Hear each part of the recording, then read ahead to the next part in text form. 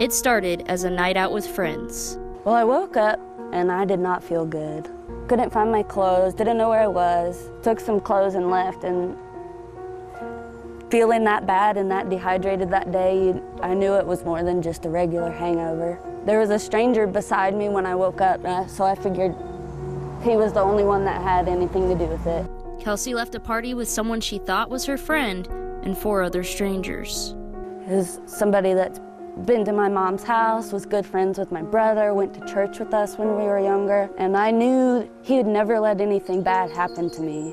When I went back to that apartment later that day looking for my purse, I gave him a hug. I was just sure nothing bad happened to me, mostly because he was there. I was finding out all these little details and trying to figure out if it was true, if something like that could ever even happen. I didn't know what was going on, and then after 2 weeks of sitting there thinking about it, I finally told my mom. So we got the names of everybody that Kelsey was with that night that she had gone to this party with. And then after thinking about it, I decided that we would go to the police station and report it. More of the story was revealed, and since Kelsey only remembers small flashbacks, she only knows what her attackers were willing to tell. They took me to some other party where I was supposedly just nodding off, not even really conscious, and then I went back to this apartment where I woke up at. Regardless of what shape Kelsey was in, if she had drank too much, never does that give anyone permission to violate her personal space, much less more than once in a night, which the one boy did. He assaulted her at least 3 times, and there's a lot we don't know, so you can only imagine what they did. After learning new details of what happened that night, Kelsey decided to press charges. I just got a lot of calls from my detective telling me what happened to me, and that was a weird way to find it out, I guess. I just had no idea.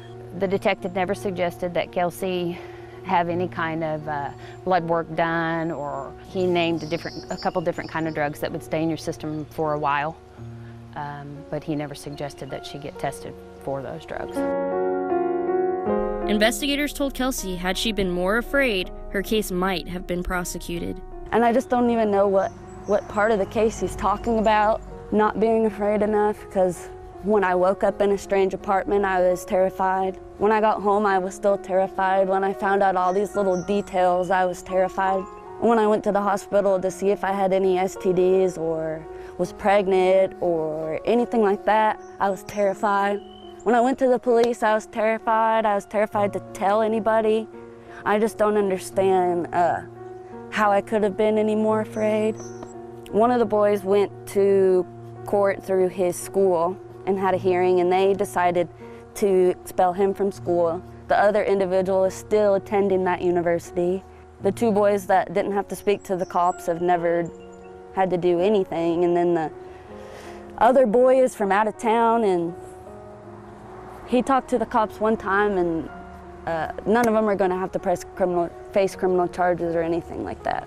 Everyone's saying it happened. They're also saying, I guess, that I wanted it to happen.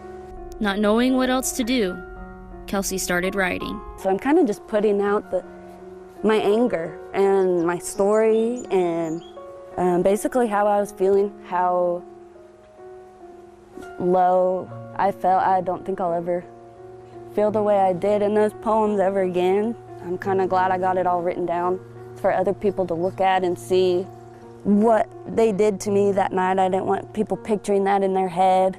And then I realized I'm not the one that did all that, and I don't have to be embarrassed or try to keep it out of people's heads, because I'm not the only person that it's happened to, and it's happening everywhere, and people need to be thinking about it and picturing it. And I was able to get out a lot of anger that way. Kelsey still sees her attackers out walking around.